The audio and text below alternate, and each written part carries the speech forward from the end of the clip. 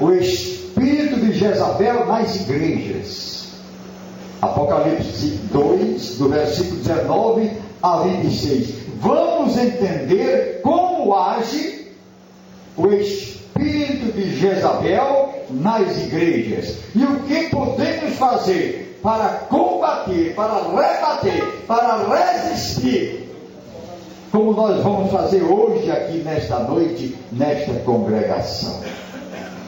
A Bíblia diz que o diabo anda ao nosso derredor, bramindo como leão, querendo tragar a quem possa. É ou não é?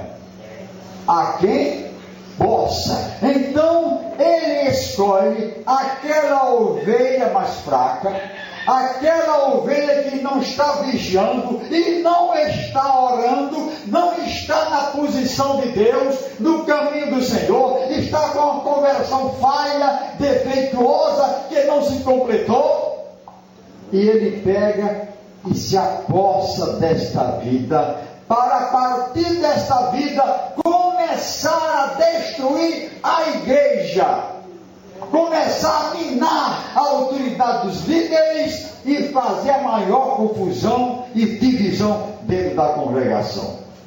Vamos ver então o que diz Apocalipse 2:20, que é uma carta do Senhor Jesus a uma igreja.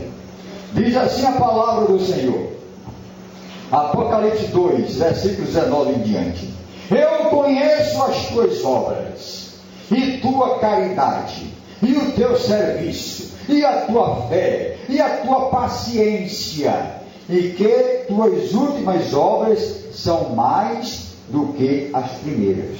Ele está escrevendo à igreja de Tiatira. Jesus tem conhecimento de tudo que está acontecendo dentro e fora das igrejas. Por isso existe o Espírito Santo. Por isso ele foi e disse: eu mandarei outro da mesma espécie, para estar convosco, dirigindo, instruindo e convencendo do pecado. Amém, igreja? E ele diz: eu conheço, mas tenho contra ti. Ora, era uma igreja boa, paciente, fazia caridade, mas era tolerante com o pecado, tolerava a prostituição no seu seio, tolerava a rebeldia, tolerava a divisão. E ele disse: mas tenho contra ti que toleras Jezabel, mulher que se diz profetiza, ensinar e enganar os seus servos, para que se prostituam e comam os sacrifícios da idolatria.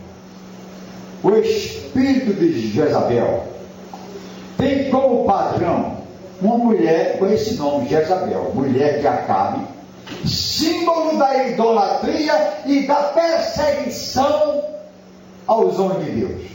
Ela perseguia, ela matou muitos, centenas de profetas. Ela causava divisão dentre o povo de Deus, profetas de Deus, a tal ponto de Elias se refugiar. Elias ficou temeroso com a sua própria vida, e ele foi para um lugar distante e se refugiou numa caverna. E ele até pensou em não mais prosseguir na caminhada, deixar de ser profeta. Ele disse: eu estou sozinho, todos já morreram. Foi quando Deus chegou e disse: Elias, que fazes ali? Vai, segue o teu caminho, continua a tua obra, porque eu estou contigo. Glória a Deus. E dei-lhe tempo para que se arrependesse da sua prostituição, e não se arrependeu. Está falando para a igreja. Igreja que tolera a prostituição, tolera a rebeldia e tolera a divisão. Eis que a porei numa cama, e sobre os que adulteram com ela virá grande tribulação, se não se arrependerem das suas obras. E ferirei de morte a seus filhos, e toda todas as igrejas saberão que eu sou aquele que sonda os rins e os corações, e darei a cada um de vós segundo as vossas obras. Mas eu vos digo, a vós e aos restantes que estão em Tiatira, a todos quantos não têm esta doutrina, e não conheceram, como dizem, as profundezas de Satanás, que outra carga não vos porei. Dentro da igreja de Tiatira havia um grupo que não foi influenciado pelo espírito de Jezabel, não recebeu influência desse espírito maligno, se conservou íntegro, se conservou na palavra do Senhor, respeitando os líderes, respeitando os pastores.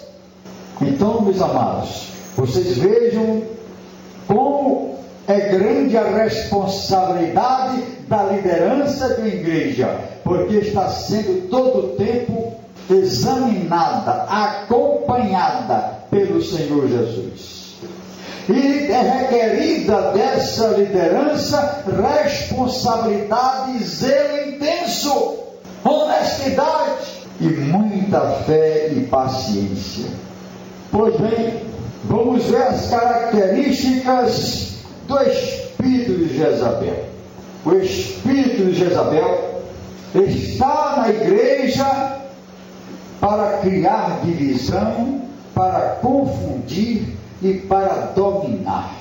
Na verdade, o objetivo maior é minar a autoridade da liderança. Porque o espírito de Jezabel trabalha também via inveja. Inveja é pecado. A inveja santa, aquela inveja em que nós dizemos assim, pensamos, como eu gostaria de pregar como o meu pastor, como eu gostaria de ser como ele, que prega com lucidez, com conhecimento de causa, com boa dição. Isso é inveja santa, inveja que impulsiona a ovelha a se elevar, a aprender mais, a alcançar mais cargo dentro da igreja. Isso é a boa inveja. A má inveja é aquela que procura apenas a crítica, apenas a confusão, apenas a divisão. E geralmente, aquele que está sob a influência do espírito de Jezabel, esse demônio, ele consegue manipular as pessoas. Ele procura ocupar espaços, procura influenciar as pessoas, procura conquistar confiança, exatamente para que a sua voz seja ouvida. Veja as sutilezas do diabo, como ele fala aqui, as profundezas de Satanás, ou seja, os mistérios, os jardins de Satanás, como ele trabalha nas igrejas, no meio, e traga aquelas pessoas, aquelas ovelhas fragilizadas, e que está num processo de conversão muito fraco. Essas é que Satanás vai procurar para influenciar. Espírito de Jezabel. Na igreja, o diabo não vai atacar tudo de uma vez, não. Ele procura aquele que ele pode, ele sabe, ele conhece. Está fraco, é só glória a Deus, aleluia, mas interiormente está fraco, está fragilizado, está dando brecha, e através dessa ovelha, aí faz estrago dentro da igreja. Mas eu vos digo a vós, e aos restantes que estão em Tiatira, a todos quantos não têm essa doutrina, que não foram influenciados pelo espírito de Jezabel. A motivação do espírito de Jezabel é exatamente controlar e fazer em seu círculo, ou seu derredor, discípulos, para que façam um conjunto, e esse conjunto para se rebelar contra as posições e contra tudo da igreja. O pastor pode morrer de trabalhar, mas sempre é um ponto crítico. uma falhazinha, e através daquela falhazinha, daquele julgamento sem prova, sem nada, disse ali, o negócio está ali. E os outros que já estão influenciados pelo Espírito de Isabel, fazem assim, balançam a cabeça mesmo. São os fracos também. Geralmente pessoas que não lêem a Bíblia, não estão em oração, não evangelizam, não conhecem a profundidade da palavra, acha que é só glória a Deus e aleluia. E cristianismo não é isso, é coisa muito mais profunda. É preciso arrependimento e humildade.